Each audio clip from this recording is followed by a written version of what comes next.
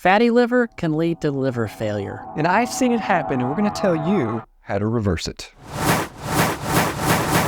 So we are going to talk about fatty liver reversal, but first I think we should define it. Can you tell us, Dr. Fricks, maybe tell the audience what fatty liver even is? Well, in very simple terms, fatty liver is fat in your liver. What? And it does not belong there. And because it doesn't belong there, it can cause inflammation. We don't want fatty liver. Do you have fatty liver? Not that I know of. Somebody in this room has fatty liver. 1, 2, 3, 4, 5, 6. So, Dr. Miles. Yes. Who gets fatty liver? Oh, that's a good question. There seems to be a metabolic problem going on where people are more prone to getting fatty liver. It tends to be people who have obesity, people with diabetes, people with high levels of lipids, cholesterol, and triglycerides. Along with diabetes, just insulin resistance itself can also lead to fatty liver and make you more prone to it. So there's really two types of fatty liver. There's the kind that you get from drinking, called alcoholic fatty liver. Yes. And then there's non-alcoholic fatty liver. And that's really the topic of our discussion today. Non-alcoholic fatty liver disease, right? Which, if it progresses too much, can lead to something called NASH, or non-alcoholic, what's the SH? Steatohepatitis. I'm glad I'll let him say this. Popped that in, didn't tell me he was going to do that. That's a more aggressive form of fatty liver, which can lead to liver cirrhosis. Yes, I was telling our audience earlier, I had a patient today with this who came in from a hepatologist for ideas on reversing this. So we kind of set her up for some things, and hopefully we'll talk about those in just a few minutes and go into the more detail. So how common is fatty liver?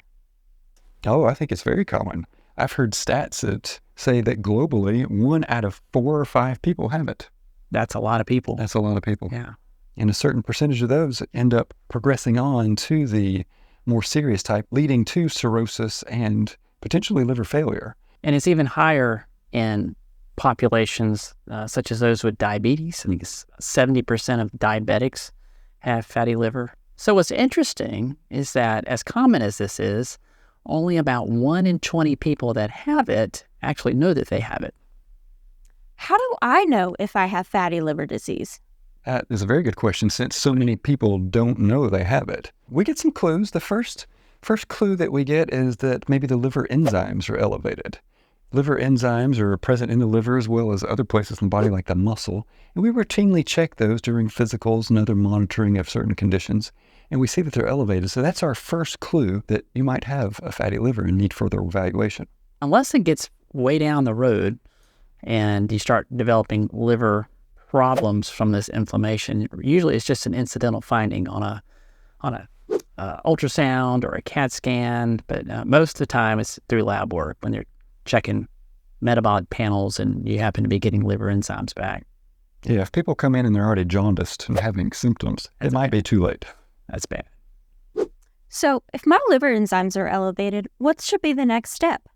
Well, the next step really is ruling out some of the more other common problems that can raise liver enzymes. We've got some very good medications out for chronic hepatitis now. Mm-hmm. So it's important to look at hepatitis as a potential cause. Well, I've seen a number of people lately with high iron levels. So hemochromatosis can lead to that. Had somebody in last week diagnosed with that. Yes. That's generally where I start with. And if those are normal, I generally go with the ultrasound to look for fatty infiltration in the liver.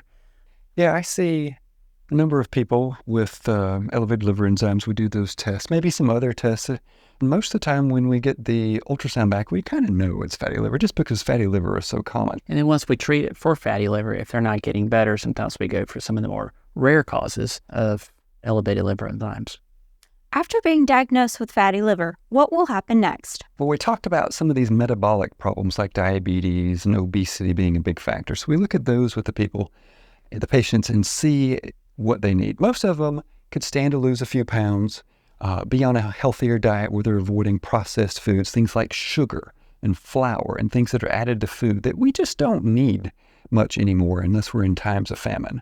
They were great hundreds of years ago when we would go through famines and didn't have ready access to food. But here, at least in the United States, we can get food pretty easily and don't need those kinds of foods anymore. Big proponent right here of exercise. I love to ride my bike. And What else? What other things do you tell people? so lifestyle changes. I mean, Lifestyle's huge. exercise, weight loss. There was a study done with people that had that more aggressive form of NASH or non-alcoholic steatohepatitis. I shouldn't have to keep saying this. We'll just stick with NASH.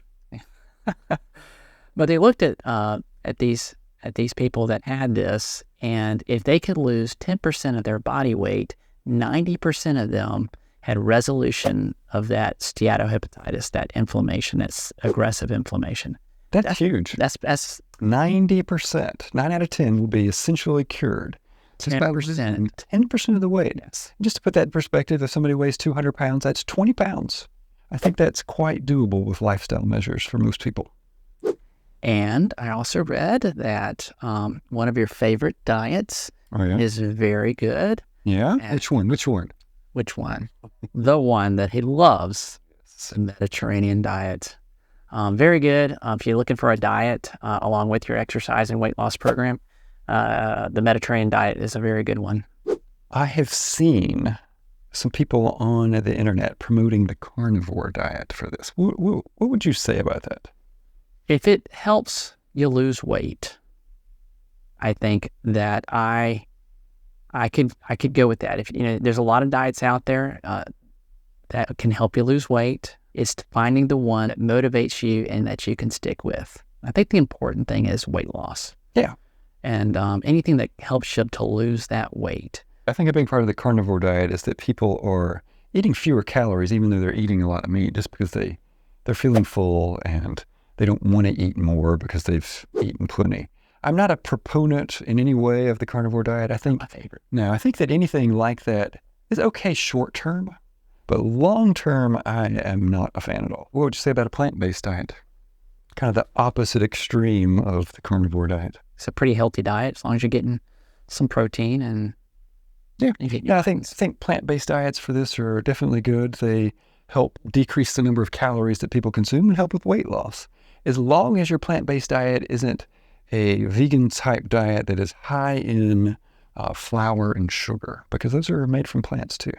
But a whole food plant-based diet where you're eating real fruits and vegetables is good for you. What other treatments do we have? Besides lifestyle, and that's the biggest one, everybody, as Dr. Frigg said, can reduce their risk and reduce their fatty liver just by simple lifestyle things and diet and exercise and weight loss. But there are some medicines that are used. So metformin is a common diabetes medicine that's used. Nowadays, there are some injectable medicines. I had a liver specialist send me a patient today to try to get on some treatment for weight to be able to reduce that. And so if the liver specialist is sending me patients to prescribe some of these injectable medicines like Mounjaro and Ozempic and Wegovy and Zepbound, I think that they're definitely worth talking about and considering. Particularly good for the diabetics, but also for people that need to be on it for weight loss.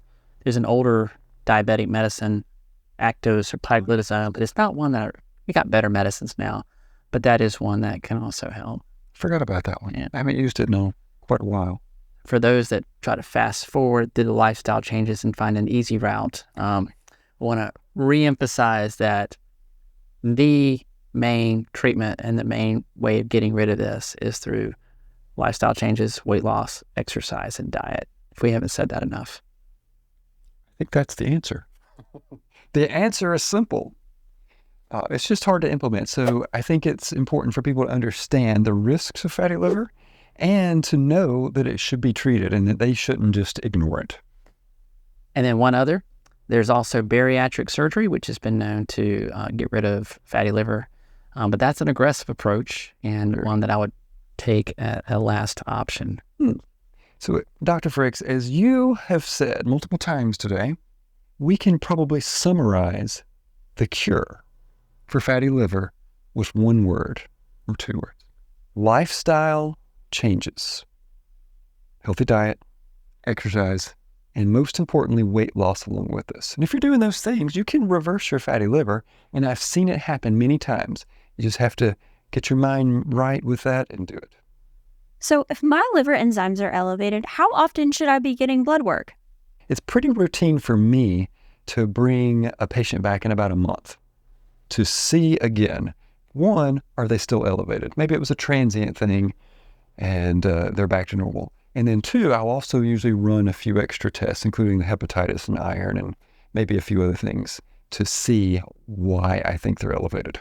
It just depends on what other medical problems they have. And I usually focus on those things. So if they're diabetic, we usually bring those back every 3 months. So you're seeing them fairly frequently anyway.